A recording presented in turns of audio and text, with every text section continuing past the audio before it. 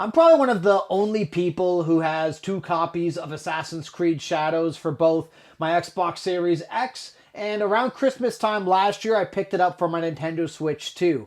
And part of the main reason that I got the Switch 2 copy was that I wanted to play this for some of the traveling that I was going to be doing in the near future at that time, and take that experience that I was really enjoying at the home console level portably.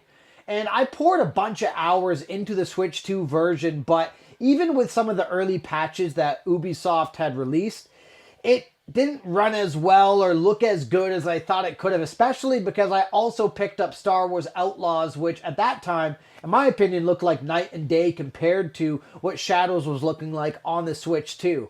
And I kind of abandoned playing it on the Switch 2 after my traveling was done, and almost basically forgot about it. But recently I knew I had to do a bit more traveling again, so I decided to boot it up. And I booted it up both docked, and I've also tried it on portable mode.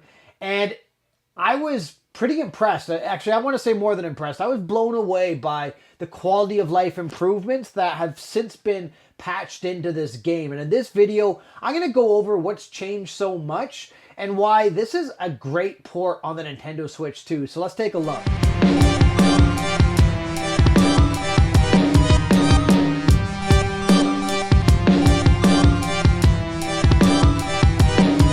So to start, when Assassin's Creed Shadows came out on the Switch 2, one of the initial dislikes that I had about it was that the resolution just looked really blurry. It reminded me of back when I had the original Nintendo Switch and I got Wolfenstein for it, and it looked like you almost had Vaseline smeared on the screen. And it was really disappointing because when you looked at Assassin's Creed Shadows versus Star Wars Outlaws, it really was night and day. You had such a clarity difference, and that was completely absent from Assassin's Creed Shadows right around that launch period. Now, there was a patch that came out initially, shortly after Christmas, as I understand, that I believe was designed to help keep the game running a bit more stable. I don't recall playing before or after to really tell you what major difference that did or didn't make, but I know at the time period that I was playing it, which would have been around February and March, it wasn't really looking that great, especially in portable mode. I felt like it looked like a blurry mess as far as I'm concerned. It looked a little better in docked, but in docked, it seemed like the resolution was super variable. Now what I'm seeing, from what I can see, looks a lot closer to the Xbox Series X version. Now, it's not nearly as crisp, and there's still a lot of concessions, like the shadows don't look as good, and particle effects look almost stunted in a lot of ways. But for the general picture quality, this looks a lot closer to the Series X version than it did before, and I mean that in a very good way. Now, I've said this before on my channel, I play pretty close to my screens, so I notice a lot of the deficits pretty clearly, I guess is the best way to put it.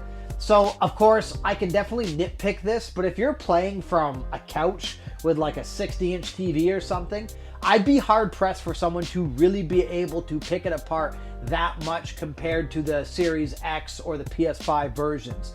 So I'm really impressed, and I understand that what they really didn't really have to do anything with increasing the resolution, but essentially they kept the upscaler more stable. So instead of having rapid dips where the resolution went super blurry in some cases and then went back to being clear when there was less happening, it's more consistent. So overall, the visual sharpness looks great. The other thing that was, in my opinion, a big downside to playing this, especially on portable mode, is when action got heavy, you would have pretty severe frame rate dips, and it felt like in a lot of ways the stability just wasn't there. It felt like this game almost was not meant for the Switch 2, which technically it wasn't, but the better word is that it was not optimized properly for the Switch 2.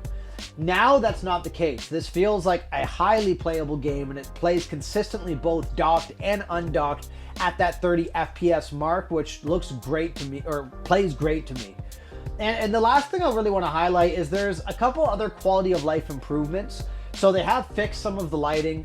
It seems like they've also fixed some of the textures. They're a little sharper in some cases. One of the major things that I really noticed with the Switch 2 version when it came out was that the water and any sort of like reflective surfaces I understand there was no ray tracing because of the limitations of putting this on such small hardware, but there was no real reflection. It looked super flat. In a lot of cases, the water literally looked muddy.